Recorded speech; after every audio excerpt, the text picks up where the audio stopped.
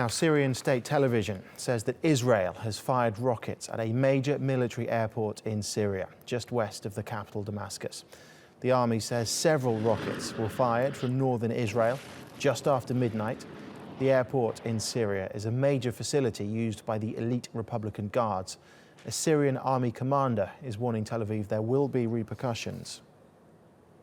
Well, for more on this, Abubakr Al Shamahi joins us, hopefully, from Gaziantep in Turkey on the border with Syria. Abubakr, what do we know then about the attack and who was behind it? Well, there were several explosions at this Mezzah military air base, an unknown number of casualties as of yet. And of course, it only came shortly after the suicide bomber struck the upscale neighborhood of Kafr Sousa in Damascus. But it's believed that the two attacks are not related.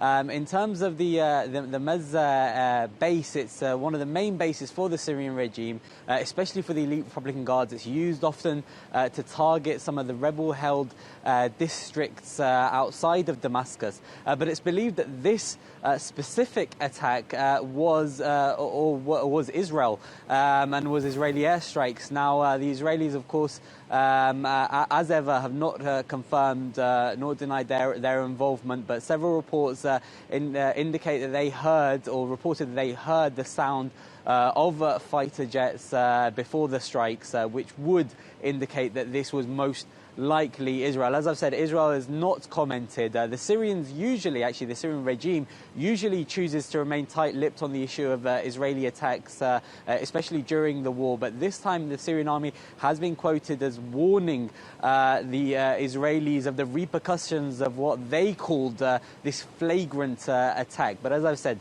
as of yet, no confirmations on who exactly was behind this attack. So why would Israel have carried out a potential strike like this at this time? And what kind of involvement has Israel had in the war in Syria over the last 5 or 6 years? Well, of course, you have to remember that Israel and Syria technically still at war. Since 1973, the Arab-Israeli War of 1973, Israel occupies the Golan Heights from Syria. They took that in 1967. But it's believed that Israel's involvement in Syria is not so much about the Syrian regime, but more about Hezbollah, the Lebanese Shia militia that's one of the Syrian regime's main allies in the conflict in Syria. Now, Israel has not come down on any particular side in the conflict in Syria, but it has been focusing and keeping an eye on Hezbollah. It believes that Hezbollah has been strengthening during this conflict. It believes that Hezbollah has been using the conflict to amass more and more weapons. And so the focus of the reported and the suspected Israeli strikes appears to be this supply route, or Hezbollah's main supply route between Damascus and the Lebanese border. And so many of those suspected airstrikes have been targeting some of those supply routes, but also the military bases that it's believed that Hezbollah is gathering some of those weapons. And so there's been numerous suspected attacks. December 2013, there was an attack on Damascus Airport. There were a number of attacks